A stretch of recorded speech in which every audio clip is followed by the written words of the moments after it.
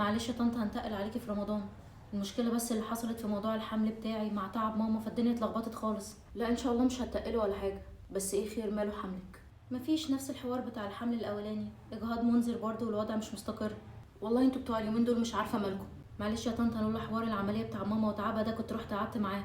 المهم قومي يلا رصي حاجتك في الاوضه، بس خدي بالك انا اهم حاجه عندي النظام، ها؟ لا اكيد طبعا ما تقلقيش.